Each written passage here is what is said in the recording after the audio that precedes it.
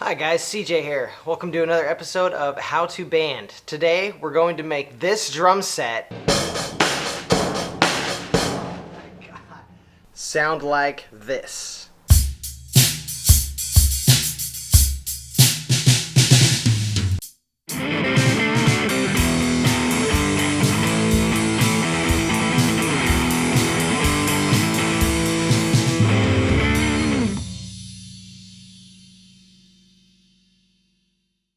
I found this drum kit on Craigslist for $100. Now that's pretty cheap for a full-size drum kit. I had to drive about an hour to pick it up, but that's not so bad to get a drum set for $100. The problem is, it sounds like this.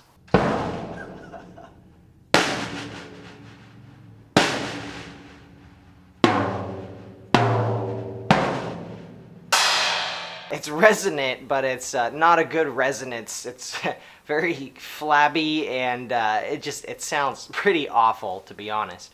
So this thing is a Gammon kit. I don't think these retail for too much, but it's a full-size kit. It sounds like a drum set, sort of. As you can see, these cymbals are pretty beat up. I mean, look at these hi-hats. Yeah, it's pretty rough, but yeah, beater. Boy, that's really something there. So the first thing we're going to be doing today is trying to get this drum set to sound halfway decent so that I can record drums in my studio without using a keyboard or pre-recorded drums. I'd like to get a natural drum feel, natural drum sound. The only real way to do that is to use a real drum set. So the first thing we're going to be doing is working on this snare drum. Now, this snare drum's really dirty. We're going to take this thing apart. We're going to clean it, and when we're done cleaning it, we're going to put it back together and we're going to try and tune it. So this is my first time tuning a snare drum, so wish me luck.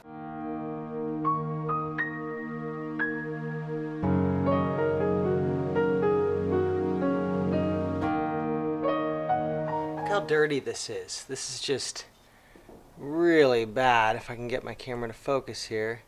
Look at that. I mean, there's like, I don't know if a mouse got in here or what, but this is really bad.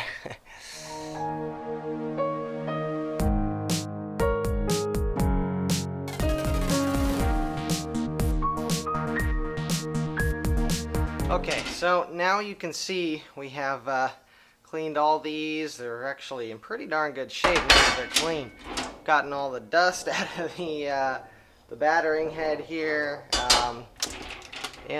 Yeah, we're just going to reassemble this and then tune it. Now, you're not usually supposed to put old heads on the drum, but I don't have new heads, so we're going to go with these for now until I get some new ones. And it fits pretty well. There's no rocking, there's no weird things going on here, so it'll be just fine. You want to make sure you're not using the snare side ring here, because this has slots in it for the snare piece that goes through. We're just going to go around. We've hand tightened these down, so you can tell it's pretty loose.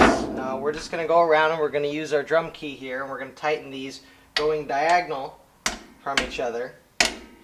And make sure you do that. That's really important to make sure that the drum head seats properly. So we're going to do that right now, and we're going to just tap around next to each of these bolts here. Once we get these sounding equal, we should be good to go on our snare battering side head here.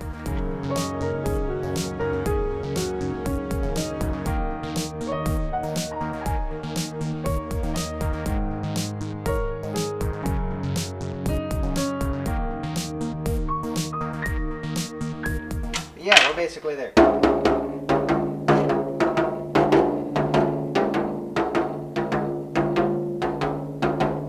Okay, so now that we have the top, we're going to go ahead and do the bottom.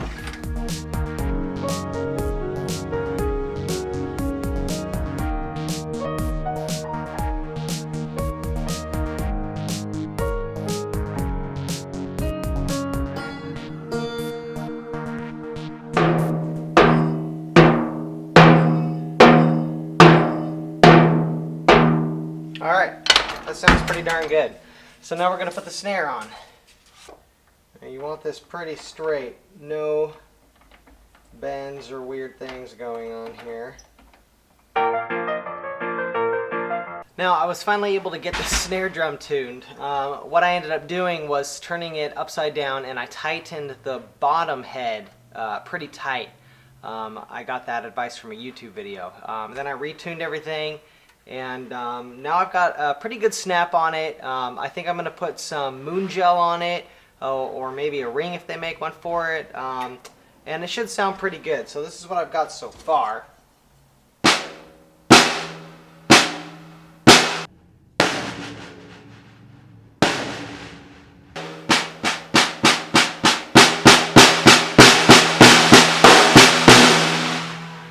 So anyways, you can probably hear that ringing. That should be eliminated with the Moongel, and I should have that really fat, responsive snare sound.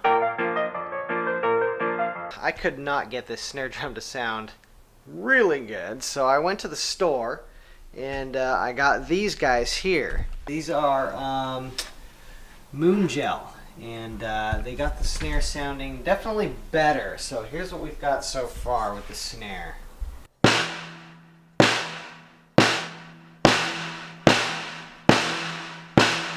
So not too bad. So now we're going to be doing this bad boy. This is the kick drum. Listen to this thing.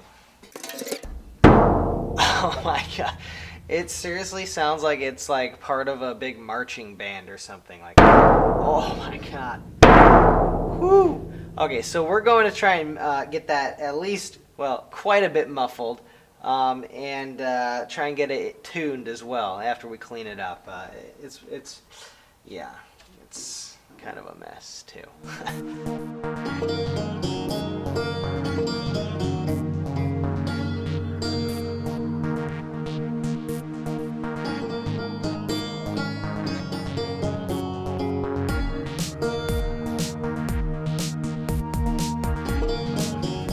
So there we have it, folks.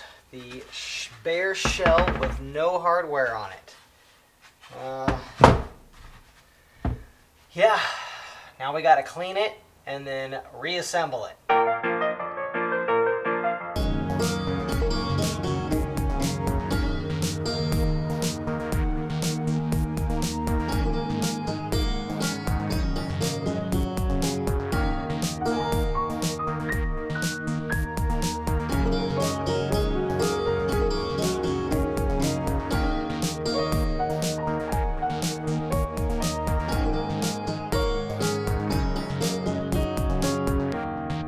Okay, now that I have the front head on, I'm going to go ahead and tune it.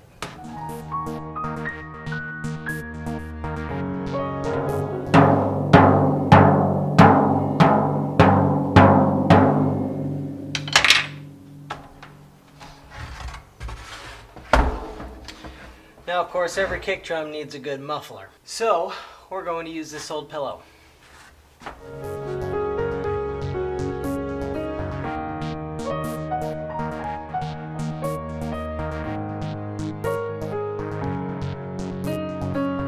Okay guys, so after tuning the kick drum, we're going to find out what it sounds like. Here we go.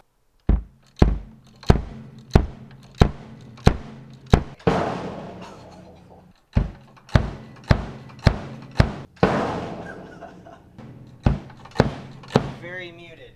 So there you have it, folks. The kick drum is done, and we're going to move on to the toms now. Here we go.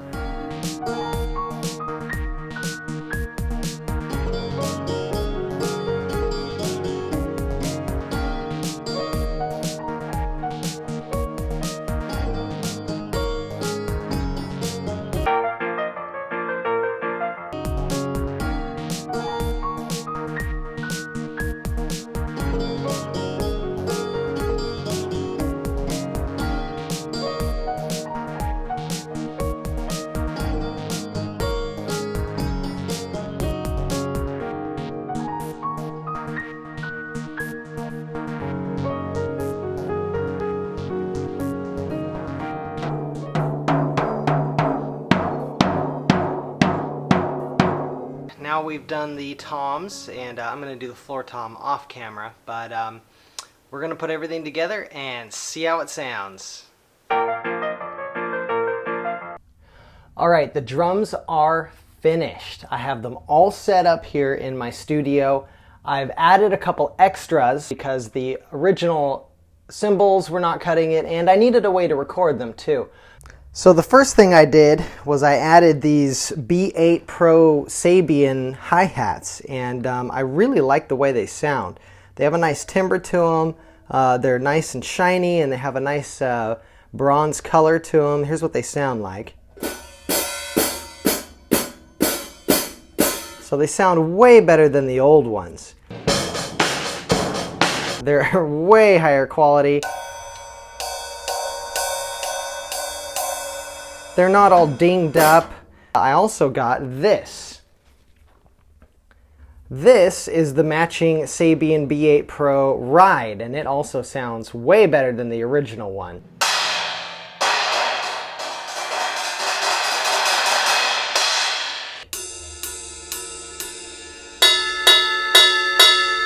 Yeah. So it's a nice professional sounding ride. This ride and the hi-hat are going to make this kit sound way better than it did with the original cymbals. Now I only paid $100 for both of these cymbals. I'm not sure what they retail for new, but I got them used. I got them on eBay, and I did spend as much on the cymbals as I spent on the entire drum kit itself.